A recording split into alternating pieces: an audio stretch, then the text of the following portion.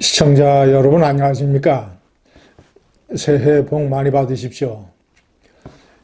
이 당무조사 결과가 대규모로 날조 왜곡 조작됐다는 충격적인 사실이 점차 드러나고 있습니다. 이 집권당을 지냈던 이 제1야당에서 이 전례를 찾아볼 수 없는 공작 정치, 이거 완전히 판을 뒤엎어버려야 됩니다. 관련자들을 문책하고 끝장을 봐야 됩니다. 중요한 이 왜곡 날조 이 사례 첫 번째, 가장 중요한 것은 한동훈 전 대표가 당원 게시판에 가입한 적이 없으니까 73년생 한동훈 명의의 계정이 없는 상태에서, 그런데도 한동훈 명의의 계정이 가족들의 명의 계정과 함께 게시글 활동에 사용이 됐다. 그러니까 한동훈 전 대표가 어쨌거나 당원 게시판에 가입을 해서 글을 쓰는 활동을 한 혐의가 짙다라고 이런 식으로 조작을 해서 발표한 부분, 이것이 가장 첫 번째 중요한, 그러니까 한동훈 전 대표는 당원 게시판에 가입한 적도 없고, 그러니까 73년생 한동훈 명의의 글은 올라올 수가 없는 것입니다. 애초 물리적으로. 이런 것은 다 정당의 디지털 기록에 다 남아 있습니다. 그러니까 한동훈 전 대표가 글을 썼다, 아니면 한동훈 전 대표의 명의를 다른 가족이 이용을 해서 글을 썼다라는 주장은 모두 가짜입니다. 시청자 여러분, 두 번째 대규모 날조는 예를 들어서 가장 자극적인 용어들, 뭐 김건희에게 계주를 달아야 된다, 뭐 그것도 안 되면 단두대다, 뭐 이런 식으로, 그리고 윤석열에 대해서 미친 역적, 뭐 이런 식의 기타 아주 자극적인 용어의 게시글들이 한동훈 전 대표 가족들의 작품인 것처럼 이 개인 블로그에 올렸던 이 호선이, 이것도 전부 다, 이것도 상당 부분 거짓말로 다 드러났습니다. 특히 계줄 단두대, 이것은 1년 전에 이미 조사를 한 것처럼 한동훈, 동명이인 한동훈이 작성한 게시글이라는 것이 다 밝혀졌습니다. 그럼에도 불구하고 이것을 한동훈 가족에게 덤태기를 씌웠다라는 것. 그 두 번째 날조.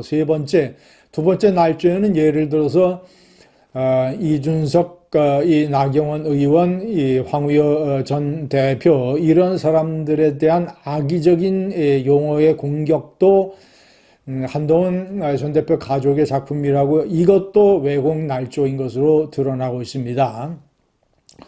세 번째는 장인 진영구 이 명의로 썼다라는 199개의 게시글이 사실은 동명이인 한동훈이 쓴 글로 또 밝혀졌습니다. 한동훈 캠프의 변호사들이 조사를 해서 밝혀냈습니다. 그리고 이 70세, 80대의 진영구 이름으로 된 이 게시글 중에 이것도 일정 부분 35세 진영구의 이 작품인 걸로 그런 식으로 밝혀지고 있습니다. 그리고 한동훈 전 대표가 정당에 가입하기도 전에 있었던 이런 게시글이 한동훈의 작품인 것처럼 이런 식으로 또 왜곡 조작 날조를 해대고 있습니다. 시청자 여러분, 이런 서너 가지의 명백한 왜곡 조작 날조, 이것을 종합을 해볼 때 이것은 무고하게 한동훈을 죽이려고 하는 일종의 정치 공세, 정치 공작임이 드러났습니다. 이제부터는 이것에 대한 책임을 묻고 확 판을 뒤집어서 한동훈의 반대자들조차도 한동훈이 억울하게 당해왔다라는 점을 인식시키는 노력을 해야 될 것입니다. 물론 법적, 그리고 정치적, 그리고 민사상 이런 책임들을 전부 다 씌워야 됩니다. 자, 우선 제가 장동혁, 김재원, 이호선 세 사람 중에서 먼저 김재원을 한번 얘기를 해보겠습니다. 김재원 최고위원은 1년 전에 당계 사태가 터졌을 때도 장동혁과 함께 최고위원이었습니다. 그래서 이 한동훈 대표의 설명을 듣고 이 장동혁 수석 최고위원이 당신 이것은 아무런 문제가 없는 것이다. 정치 공세다라고 얘기를 했던 것을 잘 알고 있는 사람입니다. 그런 사람이 극우 약장수 유튜브에 나와서 자기가 한동훈 대표와 함께 있었던 시간, 최고위원 회의라든가 또는 최고위원들이 지방에 출장을 같이 갔던 시간, 이런 시간에 한동훈이라는 이름의 글이 올라왔는지를 자기가 체크를 해봤는데 하나도 없더라는 것입니다. 그러니까 동명이인 한동훈이라면 그 시간에도 글을 썼을 텐데 한동훈이라는 이름의 글이 하나도 없으니까 동명이인 한동훈이 활동을 한 것이 아니라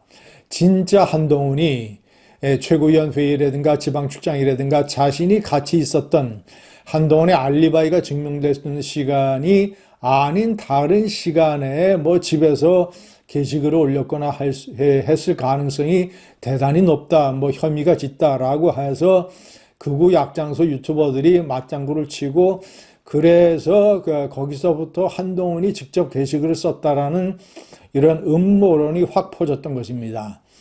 김재원 최고위원에게 법적 정치적 책임을 물어야 되고 이호선 당무감사위원장, 제가 일찍부터 왜 해괴한 정치 행태를 보이느냐, 왜 당무감사위원장이 개인 블로그를 이용을 해서 한동훈을 공격을 하고 왜 이런 관련 자료들을 개인 블로그로 발표를 하느냐, 이것은 당무감사위원장의 독립성을 심히 훼손하는 것이다.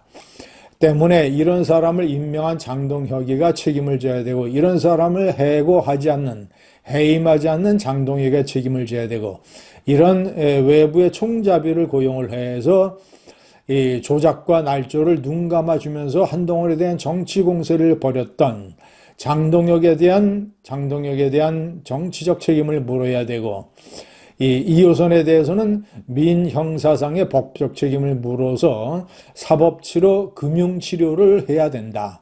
깨끗하게 완전히 이런 식의 준비를 다 갖춘 이후에 한동훈 전 대표가 대국민 기자회견을 해서 이러저러 저러하고 저러저러 이러하다라는 것을 전부 다 명백하게 밝혀서 나는 이것을 교정시키기 위해서 이러이러한 법적 정치적 조치를 취하겠다라는 것을 선언을 하고 그래야 될 것입니다.